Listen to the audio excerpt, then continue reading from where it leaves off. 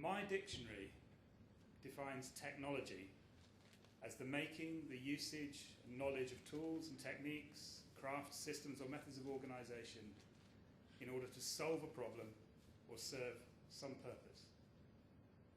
My dictionary also defines justice as the concept of moral rightness based on ethics, rationality, law, natural law, religion, fairness, or equity.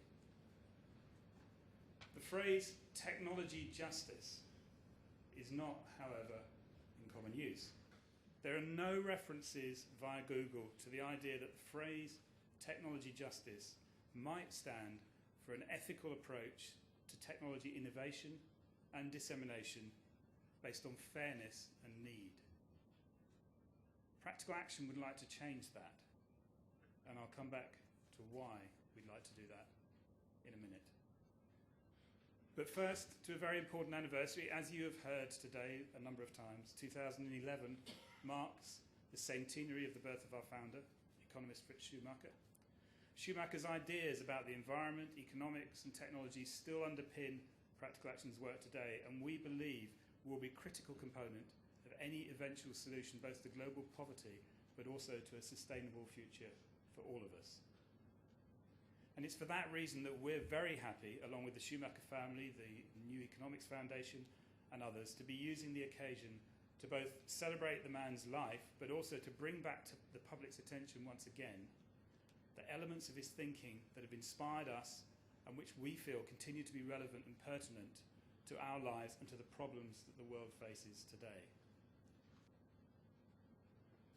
Fritz Schumacher was born on the 16th of August, 1911. And I just want to take a minute to reflect on what life was like back then, here in the UK. You can get some fascinating and some absolutely useless facts from Google. Did you know, for example, that in 1911 was the year that Wrigley's spearmint gum was introduced to the UK? Presumably before that, the only thing that got stuck on your shoe when you were walking the pavement was horse dung. On a more serious note, in 1911, our ideas of what constituted democracy were a little different. Married women over 30 still had another 7 years to wait before they got the vote. Unmarried women, and presumably women under 30, had another 17 years to wait before universal suffrage was introduced in 1928. House ownership at the beginning of the century was confined to just 1 in 10 of the population, and the quality of the domestic environment was very different to today. Coin-operated gas meters and stove rental schemes had extended gas supplies into many households, although the pressure in the mains was generally still too weak to allow people both to cook and have the light on at the same time. Electricity was still too expensive for all but the wealthiest. In fact, it wasn't until 1933 that just 1 in 3 households in the UK had access to electricity. Most houses would only have a single tap for water in the kitchen, and if you lived in one of the northern industrial cities, you were still likely to be defecating into a bucket. Of Rochdale's 10,000 households, only 750 had toilets in 1911. Infectious diseases were prevalent amongst children across the country, with 50%, I repeat, 50% of 5 to 9-year-olds dying from such diseases between 1911 and 1915. Life expectancy at birth was just 45 years for boys and just 49 years for girls. That's about the same as Nigeria today, and actually worse than Ethiopia today. So looking back over the UK's recent history from the vantage of 2011, one can only marvel at the changes that have been wrought in the space of just 1.5 lifetimes. Not least the changes that have led to a creation of a democratic and a largely affluent society, and to an almost doubling of life expectancy. It's a really vivid illustration of possibility, of what can be achieved given political will and the necessary resources. It's not all been bad news in the developing world either over that period. The shift from colonial oppression to independence to democratic forms of governance has continued. Globally, led largely by progress in China and India, 270 million people have been lifted above the extreme poverty line of $1 a day in the last 20 years alone. And progress has not been just in terms of income poverty. 1.2 billion people have got access to drinking water over the same period. Primary school enrolment has increased by 41 million children between 1999 and 2005, just 6 years. And 37 million additional children have been protected by basic vaccines since 2000. But it's not all been good news. In absolute terms, the number of people existing in the world on less than $2 a day actually grew by 269 million people in the 20 years leading up to 2001. 1.1 billion people still don't have access to safe drinking water. 2.6 billion have no sanitation.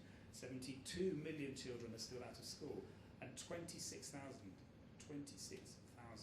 children under the age of 5 still die every day from largely treatable and preventable causes.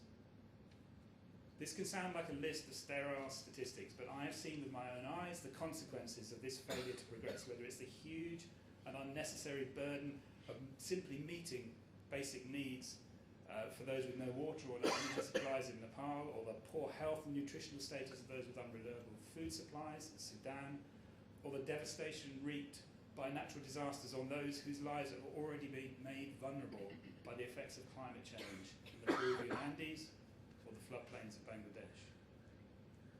The level of change we've experienced in the UK in the last 100 years has simply not translated into equivalent changes in the developing world.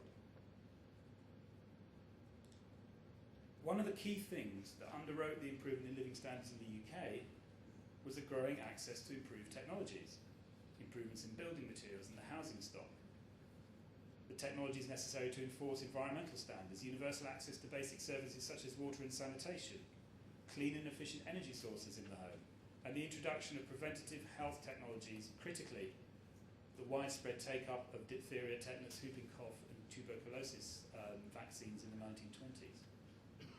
That drive to extend the access to improved technologies to the developing world has not happened at anywhere near the speed required to see the same increase in well-being and quality of life as we have experienced since the birth of Schumacher. The problem's compounded by the fact that the vast bulk of technology innovation now occurs around issues that are irrelevant to tackling the problems of the poor. The Global Health Forum estimated in 1990 that only 5% of the world's resources for health research were being applied to the health problems of low and middle income countries, where 93% of the world's preventable deaths occur. This disparity of application of funding for research can also be seen across other sectors. For example, in the agricultural sector, the Food and Agricultural Organization of the UN reported in 2009 that just 5 countries, the US, Japan, China, India and Brazil, accounted for half of the 23 billion global annual public investment in agricultural research and development, whilst the 80 lowest income countries consume just 6% between them. We live in a world where, according to Bill Gates, more money is spent on researching a cure to male baldness than on finding a vaccine for malaria. We live in a world where the gap between those who have access to the technologies they need to live a decent quality of life and those who don't is growing into a yawning chasm, and where the developed world's attention has moved on to, amongst other things, innovations in hair cream. We live in a world that's fundamentally, technologically unjust. And that technology injustice is not just manifest in the gap between poor and rich countries, it's also now manifesting itself in an intergenerational injustice. Our own addiction to fossil fuel-based technologies in the developed world, for example, will leave a very difficult legacy for our children and for our grandchildren to deal with in the form of climate change. This has to change.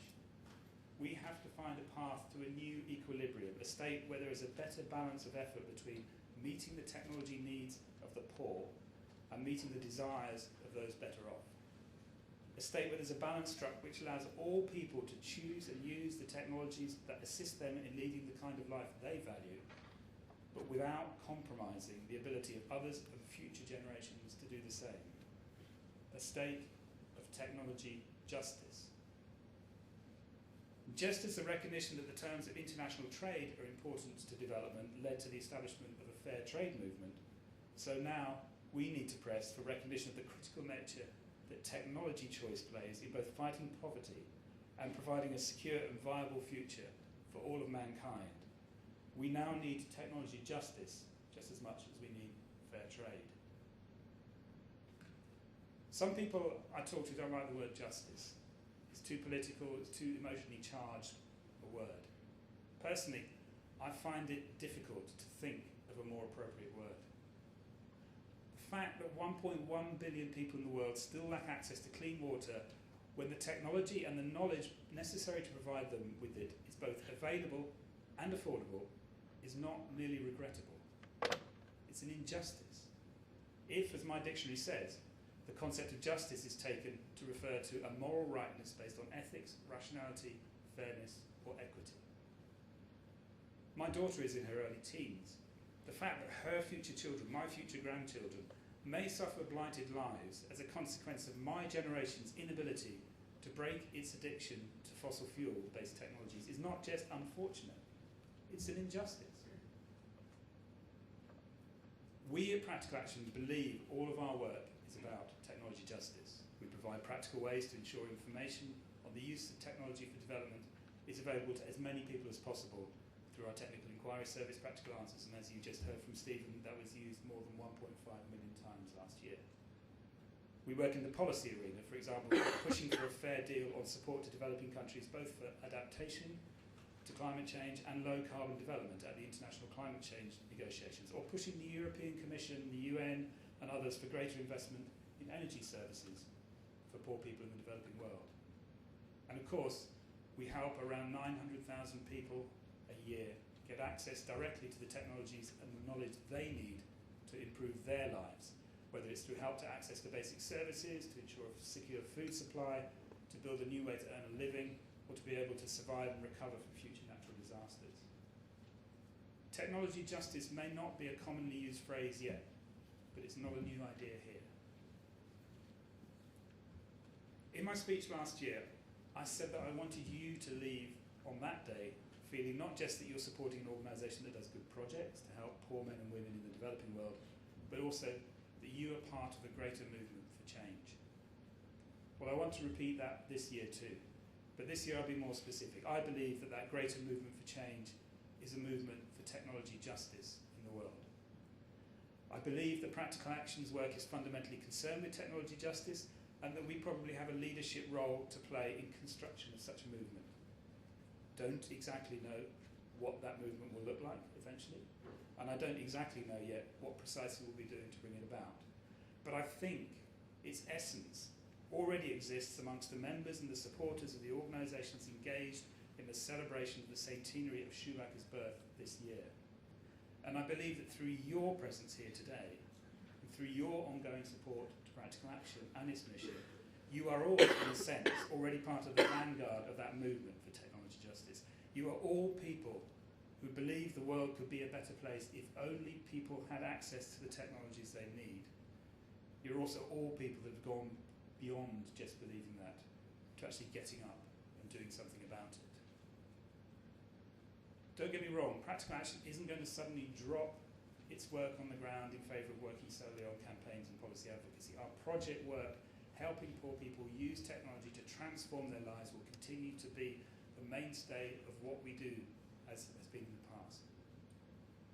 But it is our ambition that in 10 years' time, the concept of technology justice will be as well understood and as well supported as fair trade is today.